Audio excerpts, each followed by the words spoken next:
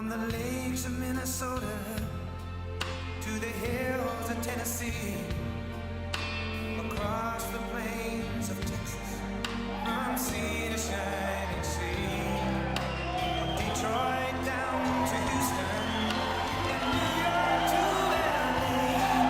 There's pride in every American heart, and it's time we stand and say that I'm proud to be an American, where at least I know I'm free.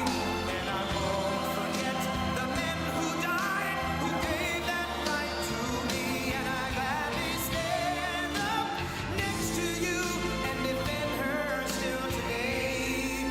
'Cause there ain't no doubt I love this land. God bless the USA.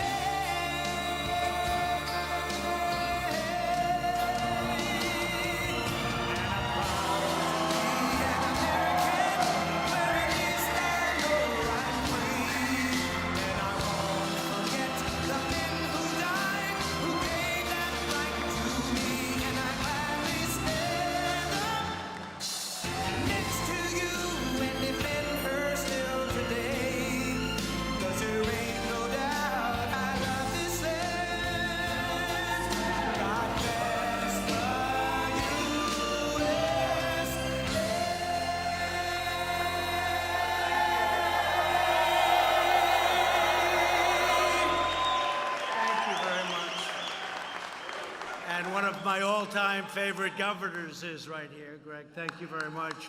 Greg Abbott. Great job. I'm thrilled to be here in Crosby, Texas, with the incredible members of the International Union of Operating Engineers. I know you well.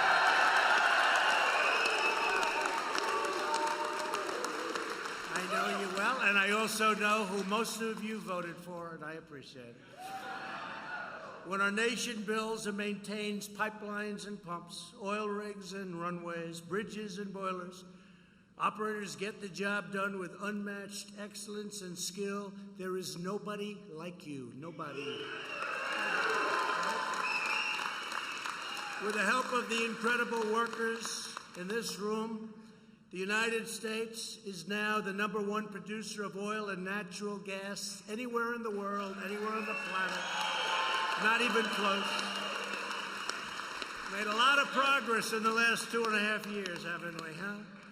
Took down a lot of barriers to production and to the pumping, so many different things. I just met some of you folks outside. They gave me a little lesson. I knew a lot, but I didn't know they could lay as much pipe as that, and so fast, Jim, right? So fast. Incredible. There's nobody in the world can do what you folks do. And we're going to make it easier for you. Because in a few moments, I will sign 2 groundbreaking executive orders to continue the revival of the American energy industry and jobs. My action today will cut through destructive permitting delays and denials. You know about that? You know about delays? Where it takes you 20 years to get a permit?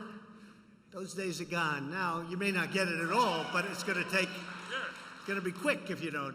It'll be quickly missed. You know, they say miss it quick. Do you ever hear that? Miss it quick. But that's not going to happen too often. So that you can get to work producing the energy and the infrastructure our country needs to thrive and compete and to win. All over the world, we're winning. Our country is respected again. Respected again. So we're pleased to be joined by your great union leadership. General President, a friend of mine, Jim Callahan. He knows all my friends back in New York. Big Jim. And your General Secretary, Treasurer, Brian Hickey. Brian.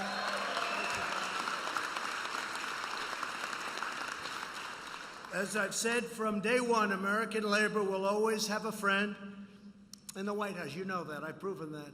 Jobs are at an all-time high in the history of our country. Unemployment is at a 51-year low. The unemployment in our country, and we will soon break the all-time record. African American, Asian American, Hispanic American, all-time historic lows. We're doing well. We're doing well. And we're going to keep it going because we believe in two fundamental rules: buy American and hire American. Okay? I introduced your great governor, Greg Abbott, and we love Greg. He's been so incredible in so many ways, and my friend, and his friend and my friend, Lieutenant Governor Dan Patrick, what a job he's done. Dan, thank you, Dan. Thank you, Dan. And his son is doing a fantastic job, too. Thank him for me, please. And Texas Attorney General, somebody that wins a lot of lawsuits on your behalf, Ken Paxton. Ken, thank you, Ken. And Deputy Secretary of Energy, Dan Briette. Dan, thank you, Dan. Thanks, Dan. Thank you. As well as Representatives Pete Olson, Randy Weber, and Brian Babbitt. Thanks, fellas. They help a lot, I'll tell you, those three guys. Thanks also to Texas Land Commissioner George P. Bush for being here. Where's George? Where is George? Come here, George. This is the only Bush that likes me. This is the only one. Come here, I want to meet you. He's a friend of my son, and he's a great guy. Truly, this is the Bush that got it right.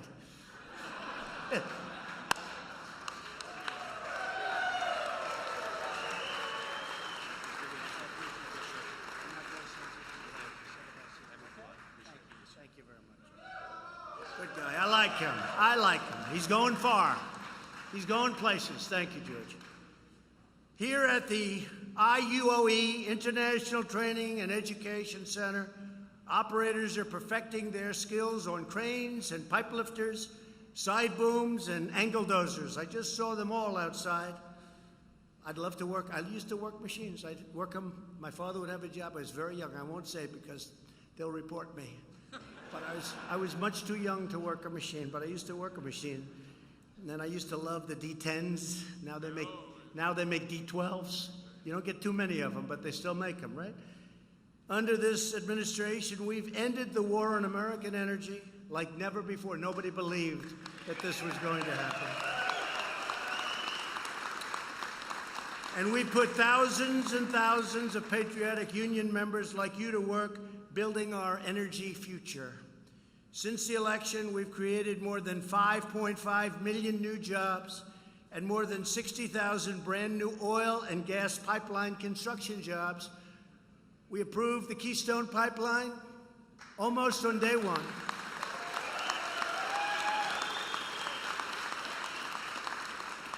And we got the Dakota Access Pipeline out of a lot of trouble. They had built it, but they had a little problem. They had a river, and they didn't have that permit. I gave it to them.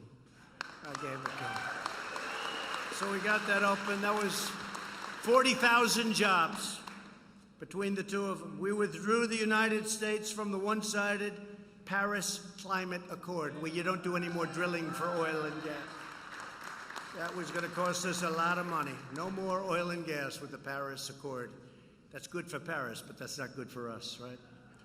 And we're replacing the previous administration's job-crushing Clean Power Plan and putting our miners back to work, and they're back to work all over the country. It's incredible what's happened with the miners and with steel. Right now, they're building many, many steel plants. All of them, Nucor, U.S. Steel. They're building many plants. They hadn't built a plant in 40 years.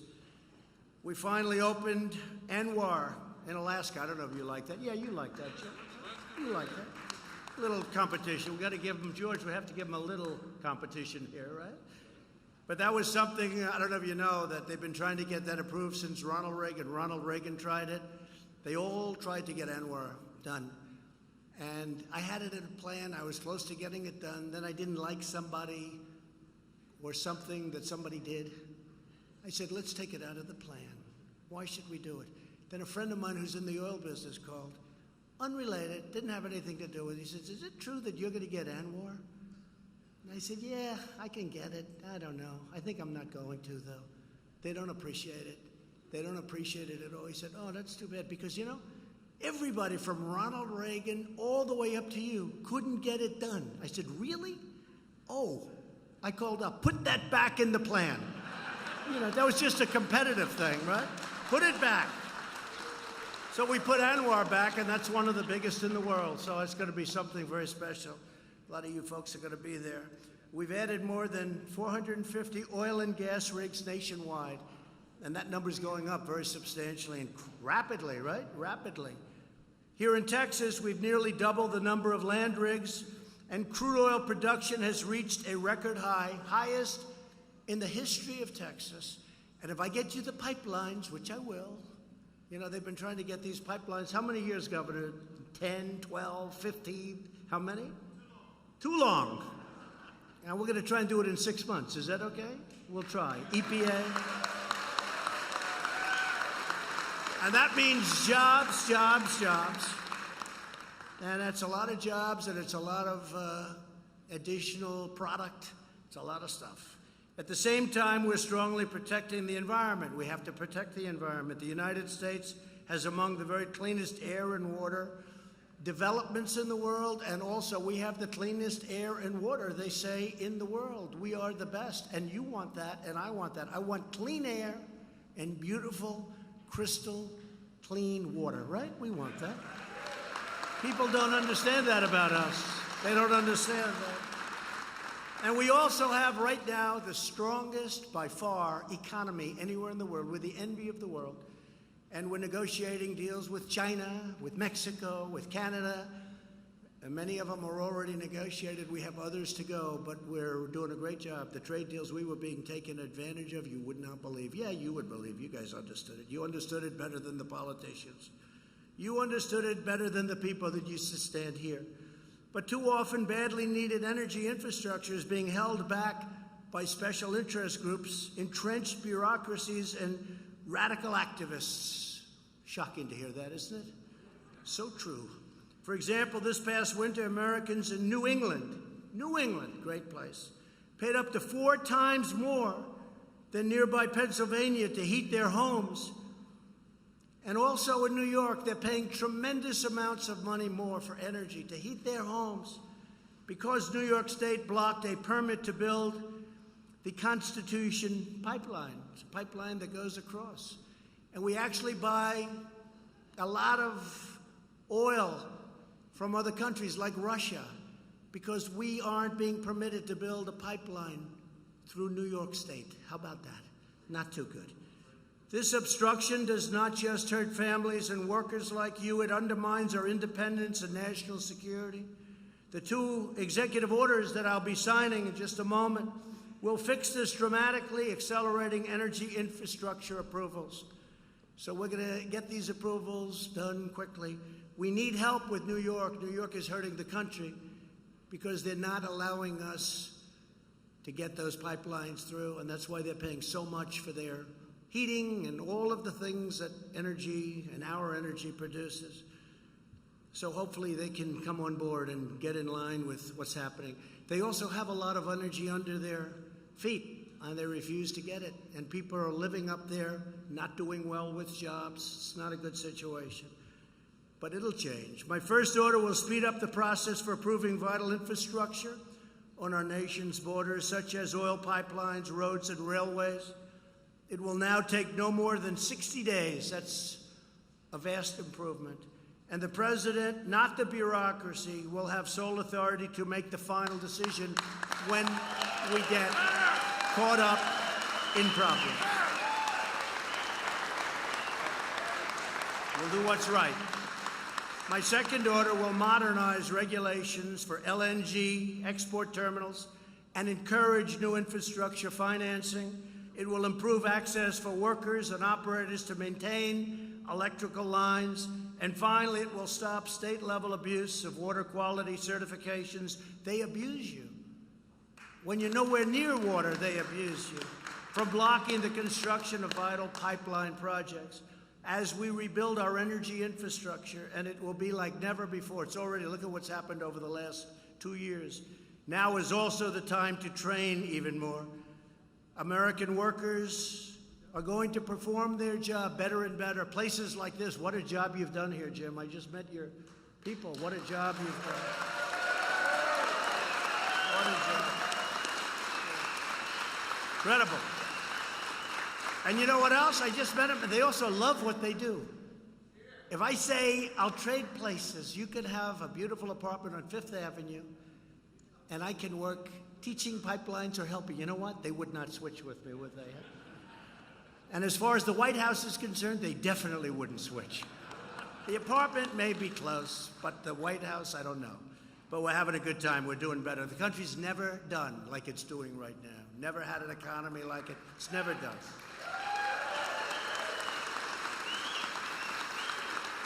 And you know, the world took advantage of us in so many ways, but certainly on trade, and that's coming to a halt. They understand that. They understand. They understood what was happening, and they don't even blame me.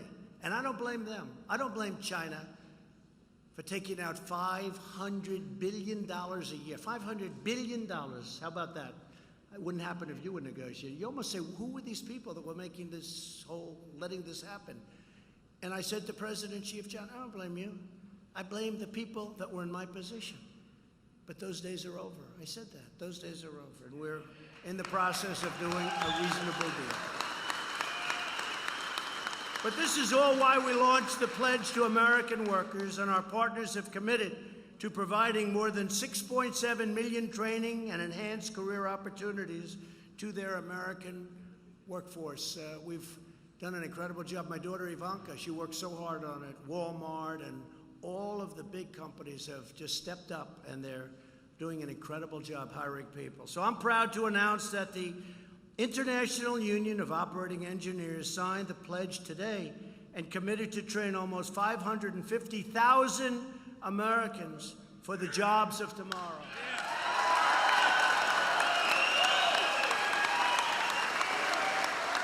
Hey, that's pretty good, Jim. That's pretty good. That puts you up there with the biggest companies in the world, Jim. I'm impressed. You've come a long way. Huh? With us today is Brandon Cooper from the Operating Engineers Local 3. Brandon, come on up. He lost his job a few years ago and came here to learn about pipeline construction. Brandon, where's Brandon? Where's Brandon? Come here, Brandon. Say a few words, Brandon. Maybe you'll be a politician. Who knows?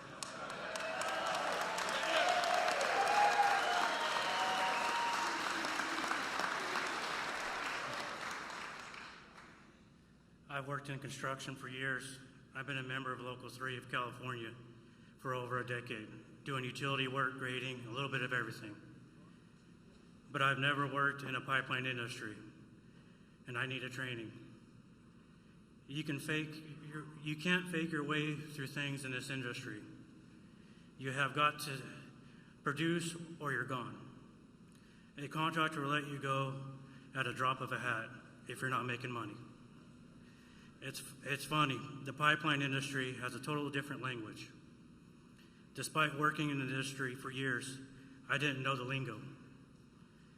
Their terminology is different than the rest of the industry. With the union, you have that opportunity to expand your skills. I didn't used to be proficient on all the equipment until I got in the union. Union training opportunities have given me a chance to better my operating engineer, making more money, building retirement, security, and having good health care. This opportunity at this International Training Center is going to pay my dividends. It has been a great experience. We appreciate what you're doing, President Trump, to grow this industry. Thank you.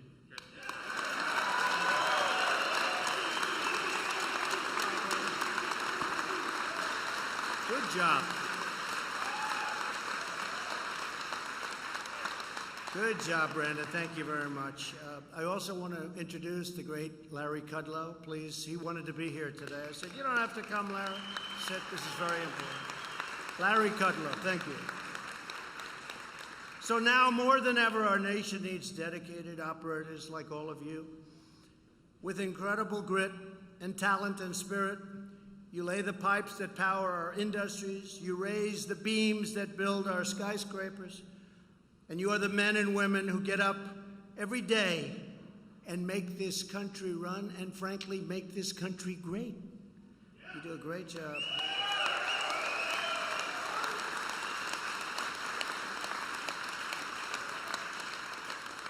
And what you understand better than anyone is you take pride in your work, and our nation will always take pride in you. We have great respect for the work you do, believe me. To all of the talented operating engineers, thank you for inviting me here today. Very special. I know so many in this world, as Jim learned in the plane. He got to be on Air Force One today. He was very proud.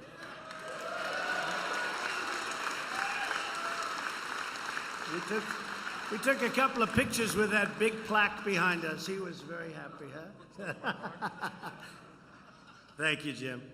And thank you to the extraordinary devotion of all of you to our country. Together we are making America stronger and prouder and greater than ever before.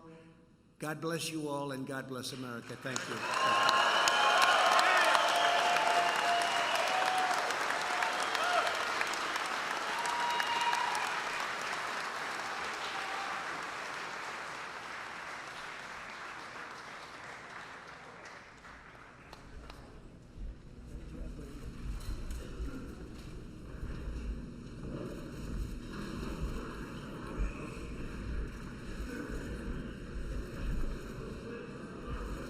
Should I sign it?